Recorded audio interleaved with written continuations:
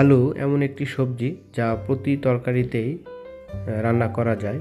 সব ধরনের তরকারিতেই বা সব ধরনের সবজির সাথে এটি রান্না করা যায়। আলু খেতে অনেকেই পছন্দ করেন, আবার অনেকেই অপছন্দ করেন। তবে আলু নিয়ে অনেকের একটি প্রশ্ন রয়েছে, আলুটি কি খোসা ছাড়িয়ে খাবো না খোসা সহই খাবো? এই সম্পর্কে আজকে কিছু টিপস নিয়ে এবং কিছু তথ্য নিয়ে আপনাদের কাছে হাজির হয়েছি আমাদের হেলথ টিপসে। তো আপনাদের সবাইকে স্বাগতম। আলুর কার্যকারিতা ও গুণাগুণ সম্পর্কে চলুন আমরা জেনে নিই এই ভিডিওতে, সাথেই থাকবেন।